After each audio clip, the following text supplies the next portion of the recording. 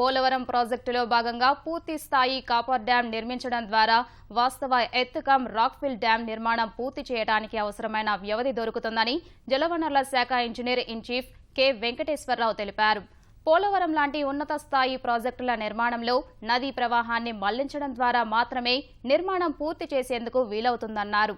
ఇదే ఉద్దేశంతో పోలవరం ప్రాజెక్టు నిర్మాణంలో భాగంగా కాపర్ డ్యాం నిర్మాణం ప్రతిపాదన చేసినట్లు వివరించారు. ఈ ప్రతిపాదన పోలవరం ప్రాజెక్టు అనుమతులు కోరుతూ సెంట్రల్ వాటర్ కమిషన్ కు పంపిన డిజైన్లో ఉందని స్పష్టం చేశారు.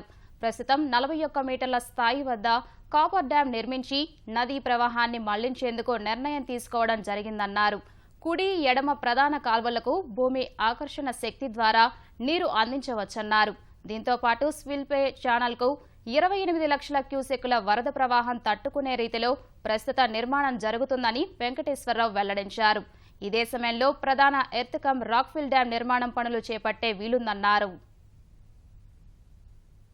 మాన్సూన్ పీరియడ్లో మనకు వచ్చేటువంటి ఫ్లడ్ని తట్టుకునే విధంగా తయారు చేసే కాఫర్ డ్యాము, దానికి విత్ ప్రాపర్ డిజైన్, దానికి సరిపోయే విధంగా, ఎందుకంటే ఆ కన్స్ట్రక్షన్ జరగడానికి సంవత్సరం పట్టొచ్చు, 2 సంవత్సరాలు పట్టొచ్చు. ఈ 2 ఏళ్ళు ఆ రివర్లో వచ్చేటువంటి ఫ్లడ్ని తట్టుకునే విధంగా దీనికి మనం డిజైన్ అప్రూవల్ చేసి దానికి అనుగుణంగా దీన్ని నిర్మించడం జరుగుతుంది. ఏదో చిన్న అడ్డుకట్టలాగా వేసేసి అది ఫ్లడ్ని ఎలా డైవర్ట్ చేస్తుంది అని అనడం కరెక్ట్ కాదు.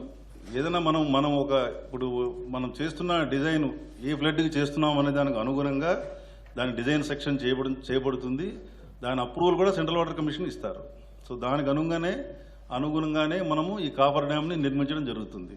సో ఇదేదో కాపర్ డ్యామ్ అంటే ఏదో ఆషామాషిగా వేసే చిన్న కట్టలు లాంటివి కావు. సో ఇది పర్మనెంట్